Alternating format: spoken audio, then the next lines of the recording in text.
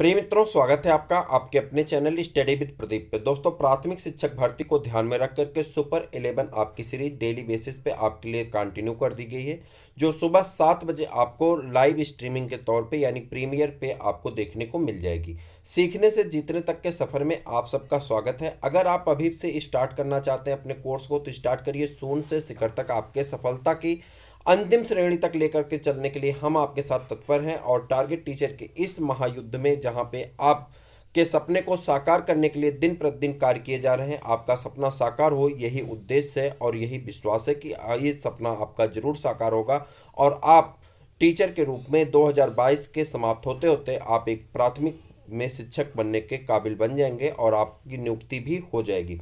तो स्टार्ट करें आज के इस श्रृंखला को। यहाँ पे हम आपको बता दें सुपर 11 की और सुपर 51 ये दो सीरीज आपके लिए स्टार्ट की जाती हैं। सुपर 11 जो है डेली बेसिस पे है और सुपर 51 आपके सप्ताह में 2 बार आपको दिया जाता है। 3 सीरीज हो चुकी हैं, आगे की सीरीज आपकी बाकी है। किसी भी काम को करने के लिए आप निराश ना हुआ करिए, क्योंकि उसके पीछे एक बड़ी वजह होती है। मैं आपको बताता हूँ, यहाँ पे ध्यान से देखिएगा। जब आप कोई अच्छा काम करें तो लोग उससे नज़रअंदाज करें। अगर आप कोई अच्छा काम कर रहे हैं और लोग उसे नज़रअंदाज करते हैं, मतलब आपके काम की कोई वैल्यू नहीं हो रही है, तो आप दुखी मत होना। बहुत सारे ऐसे मलिच्छ होते हैं जो सूरज निकलने के बावजूद भी सोते रहते हैं, तो इसका ये मतलब नहीं होता कभी सूरज निकलता नहीं। तो आपके काम की तारीफ हो या ना हो, आपके द्वारा किया गया सकारात्मक कार्य हो या नकारात्मक कार्य हो, उसके ऊपर किसी की नज़र पड़े ना पड़े, ईश्वर जरूर देखता है, आपकी अंतरात्मा जरूर देखती। तो आप अपने काम पे दिन प्रतिदिन लगातार लगे रहें और अपने कार्य को करते रहें। किसी के कहने और किसी के करने की इंतजार ना करें। तो इसी के साथ आज के सुप्रभात के साथ हम स्टार्ट करना चाहते हैं आज की इंपॉर्टेंट क्वेश्चन को। आपको बता दें कि ये सिर्फ 11 क्वेश्चन है, लेकिन एक कहने के लिए 11 क्वेश्चन है। इसमें बहुत सारे ऐसे क्वेश्चन समाहित किए गए जो आपके लिए बहुत महत्वपूर्ण है। इसका पीडीएफ भी आपको मिल जाएगा। आपने अगर अपने पेपर में देखा होगा, पेपर में कॉलम ए और कॉलम बी करके दे दिया जाता है और उसे मिलाने के लिए दे दिया जाता है, जिसे नॉर्मली हम लोग कहते हैं मैच दी फॉलोइंग। ठीक है, तो ये सूची 1 को सूची 2 से मिलाना होता है। तो उसी तरह के प्रश्नों को हमने एक जगह पे कर दिया कि सुमेलित है, मतलब ये आपस में ऑलरेडी इन्हें सुमेलित कर दिया गया है, सुमेलित करना नहीं है। ठीक है, तो अब इस सुमेलित कर दिए गए, तो इसमें देखते हैं क्या है। जैसे पूछा जाता है कि अस्थाई स्वशासन, स्थानीय स्वशासन जो है, इसके जनक कौन है, तो आप कहेंगे लॉर्ड रिपन है। ये इतिहास का प्रश्न है आपके आधुनिक भारत का कि स्थायी स्वशासन के जनक कौन है, तो आप कहेंगे लॉर्ड रिपन है। अगर आपसे पूछे सहायक संधि के जनक कौन है, तो आप कहेंगे लॉर्ड ब्लिजली हैं। वहीं पर अगर पूछे राज्य हड़प नीति के, राज्य अपहरण नीति के जो जनक माने जाते हैं, कौन माने जाते हैं, लॉर्ड डलहौजी माने जाते हैं।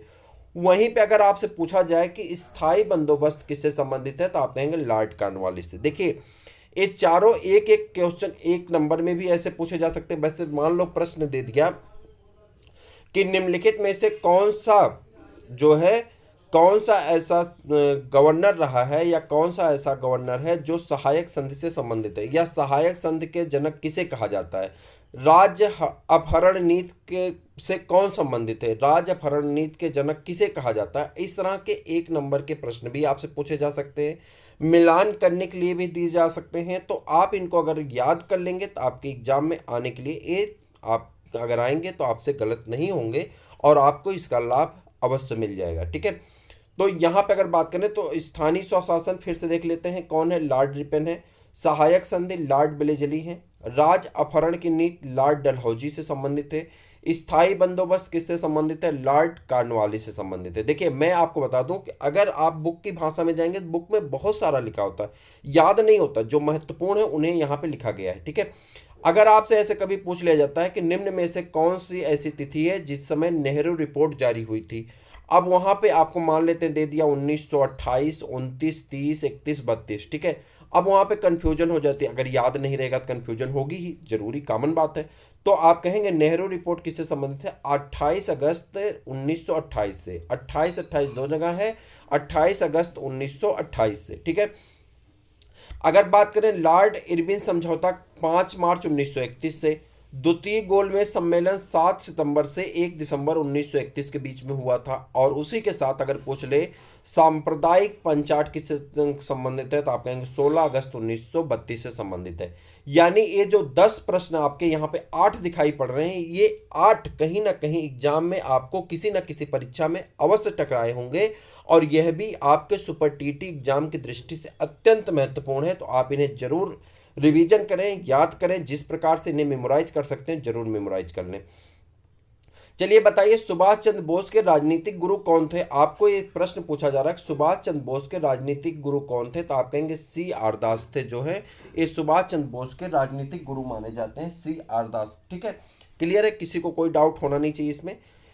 एक शब्द है ऑपरेशन, ऑपरेशन रूबिकान, इस शब्द है ऑपरेशन रूबिकान, और ये कई एग्जामों में पूछा गया, इधर का ट्रेंडिंग का क्वेश्चन माना जा सकता है कि इधर ट्रेंडिंग में क्वेश्चन रहा है।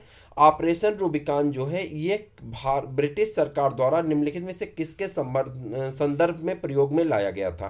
ठीक है, कह रहा ऑपरेशन रूबिकान वह शब्द है जो कि भारत में ब्रिटिश सरकार द्वारा निम्नलिखित में से किसके संदर्भ में लाया गया, मतलब किसके लिए इसका उपयोग किया गया, किस शब्द के लिए? तो हुआ क्या था, जब महात्मा गांधी जी जेल में थे तो उस समय क्या हुआ कि उसको ये शंका हुई कि आमरण अनशन पे बैठ गए, और जो जेलर था उसको यह बात की शंका हो गई कि कहीं इनकी मौत ना हो जाए, तो इसलिए उसने कोड भाषा में एक संदेश भेजा था अपने उच्च अधिकारियों को, जिस कोड भाषा या उस ऑपरेशन का नाम रखा गया था ऑपरेशन रूबिकान। तो ये किससे संबंधित है? महात्मा गांधी के जेल में आमरण अनशन से। जब महात्मा गांधी आमरण अनशन पे बैठे रहे तो उसको ये लगा कि कहीं आमरण अनशन की वजह से इनकी मृत्यु ना हो जाए, तो उसने अपने उच्च अधिकारियों को क्या काम किया, एक मैसेज दिया, और वह मैसेज किसके रूप में दिया गया? एक कूट भाषा के रूप में दिया गया। उस भाषा को नाम क्या दिया गया? ऑपरेशन रूबिकान। मुझे उम्मीद है कि आप इस बात को कनेक्ट कर लिए होंगे। आज के 1-1.5 साल में यह ट्रेंडिंग का क्वेश्चन रहा है, लगभग हर एग्जाम में कहीं ना कहीं पूछा गया है, चाहे वो राजस्थान का हुआ हो पेपर, चाहे यूपी का हुआ, चाहे जहाँ का। तो आप मान चलिए कि ट्रेंडिंग के क्वेश्चन रिपीटेशन में रिपीट होते हैं, और आपके एग्जाम में भी रिपीट होगा, तो आप इसे गलत मत करिएगा। निम्नलिखित में से घास के मैदान, आपके सिलेबस में घास के मैदान, पठार, नदियां, झील, झरने और तालाब, ये सारी चीज़ें, पोखरे, उत्तर प्रदेश में सिंचाई के संसाधन, ये सभी अगर देखें तो सुपर टीईटी के सिलेबस में रखा गया। तो घास के मैदान यहाँ 4 रखे गए, इनसे संबंधित कुछ इंपॉर्टेंट चीज़ों को आपको बताना है। जैसे आपको बताना पंपाज कहाँ से संबंधित है, किस देश से? तो आप कहेंगे अर्जेंटीना से संबंधित है। अगर बात करें हंगरी से कौन संबंधित है? पुस्टैज जो है हंगरी से संबंधित है। अगर बेल्ट की बात करें किससे संबंधित? दक्षिण अफ्रीका से। और वहीं पे डाउन्स की बात कर लें तो किससे संबंधित है? ऑस्ट्रेलिया से संबंधित होता है। निम्नलिखित बांध तथा उसकी नदी यहाँ पे आपस में संबंधित है। देखो दे दिया जाता है कौन संबंधित नहीं है, तो उसमें से 4 दिया रहता है, एक संबंधित नहीं होता, उसे हमें सर्च करना पड़ता है। लेकिन यहाँ पे हम आपको बता रहे हैं कि संबंधित वाले को ही रखा गया, चारों आपस में संबंधित को ही रखा गया, यानी प्रश्न और उत्तर के रूप में इन्हें रखा गया है। दुलहस्ती बांध कहाँ पे? चिनाब नदी पे। दुलहस्ती बांध कहाँ पे है? चिनाब नदी पर है। वहीं पे गांधी सागर बांध की अगर बात करें तो चंबल नदी पर स्थित है। उकाई बांध कहाँ पे है? तापी नदी पे है। और तबा बांध किस पे है? तबा नदी पर स्थित होता है। भारतीय संविधान के 70वें संविधान संशोधन द्वारा राष्ट्रपति के चुनाव में किन 2 केंद्र शासित प्रदेशों को इसमें मत देने का अधिकार प्रदान किया गया? तो था दिल्ली और पांडुचेरी, जो कि आप सबको पहले से अवगत हैं, आप सब इस बात को जानते हैं। पूछा जा रहा है उष्मा की इकाई निम्नलिखित में से कौन सी नहीं है? कह रहा उष्मा की इकाई कौन नहीं है, तो नहीं को ध्यान में रखते हुए बताइएगा। कैलोरी उष्मा की इकाई है, अर्ग उष्मा की इकाई है, जूल उष्मा की इकाई है। जबकि अगर हम बात करें नहीं वाले के लिए तो सेंटीग्रेड जो है उष्मा की इकाई नहीं है। सेंटीग्रेड तापमान नापने का काम करता है, यानी तापमान की इकाई है। तो उष्मा की इकाई कौन नहीं? सेंटीग्रेड नहीं है। ताप के निम्नलिखित में से किस पैमाने में ऋणात्मक मान नहीं आता? कह रहा तापमान के मापन में, अगर हम ताप मापन कर रहे हैं तो तापमान के मापन में ऋणात्मक मान नहीं आता है। यानी कौन ऐसा है जिसके मापन में ऋणात्मक मान की चर्चा नहीं की जाती? तो केल्विन में ऋणात्मक मान नहीं आता है, बाकी सब में ऋणात्मक मान आ जाता है। अगर हम बात करें केल्विन पैमाने की तो केल्विन पैमाने में हिमांक को 273 केल्विन तथा भाप बिंदु को, यानी जब पानी उबल जाता है तो 373 केल्विन अंकित किया गया है। और इनके बीच के अंतर के दूरी को 100 बराबर भागों में बांट दिया गया। प्रत्येक भाग को 1 के कहा गया है। इस प्रकार केल्विन पैमाने में ऋणात्मक मान नहीं होता है। 0 केल्विन का मतलब होता है 273 सेंटीग्रेड। क्या है? 0 केल्विन का मतलब होता है 273 माइनस 273 डिग्री सेंटीग्रेड। ठीक है, उसको छोड़ देते हैं। तो यहाँ पे आपका हो जाता है केल्विन पैमाने में ऋणात्मक मान नहीं होता। ठीक है, चलिए आगे बढ़ जाते हैं। निम्नलिखित धातु और उसके अयस्क आपस में सुमेलित हैं, मतलब धातु दिए गए हैं और उससे संबंधित अयस्क दिया गया है जो कि आपस में क्या है? सुमेलित हैं, यानी रटने वाले हैं। इन्हें रटना पड़ेगा आपको। एल्युमिनियम बॉक्साइट, एल्युमिनियम का जो अयस्क है कौन है? बॉक्साइट है। कॉपर का पायराइट और क्यूपराइट है। पारा का सिनेबार है। जिंक का कैलामाइन है और आयरन का हेमेटाइट है। ठीक है, चलिए। अक्टूबर 2021 में प्रकाशित कौन सी रिपोर्ट बच्चों के मानसिक स्वास्थ्य पर कोविड-19 महामारी के कुल प्रभाव का विवरण प्रस्तुत करती है?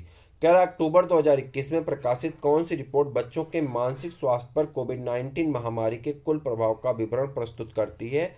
तो आप कहेंगे the state of the world children 2021। यह यूनिसेफ के द्वारा जारी किया गया है। The state of the world children 2021 यह यूनिसेफ के द्वारा जारी किया गया कोविड-19 महामारी को देखते हुए बच्चों के मानसिक स्थिति पे क्या प्रभाव पड़ रहा है, इसको देखते हुए ये जारी किया गया था। जैसा कि आप जानते हैं पूरा विश्व कोविड के सफर से गुजर रहा था, तो उसी बीच में यह रिपोर्ट आई थी यूनिसेफ के द्वारा। अक्टूबर 2021 में एक सोशल मीडिया कंपनी है जिसने अपना नाम बदलने की घोषणा कर दी और नाम बदल करके मेटा नाम रख लिया। तो ये है आपका फेसबुक है जो कि अपना नाम बदल करके मेटा रख दिया। तो ये आपका एक इम्पॉर्टेंट क्वेश्चन यहाँ पे छुपा हुआ है। प्यारे मित्रों, आपको बता दें किस प्रकार से आपके सुपर 11 के आपके 11 क्वेश्चन आज कंप्लीट होते हैं। इसी प्रकार से यह श्रृंखला डेली बेसिस पे आपकी चलती रहेगी और आपको 7 बजे सुबह यह क्लास आपको प्रीमियर के रूप में दिख जाएगी। आप उसे जब चाहें देख सकते हैं और उसके बाद भी वह क्लास पड़ी रहेगी। आप उसे जब चाहेंगे देख सकते हैं, प्लेलिस्ट में भी देख सकते हैं। तो आज के लिए इजाज़त दीजिए, फिर मिलते किसी और वीडियो में। तब तक के लिए जय हिंद।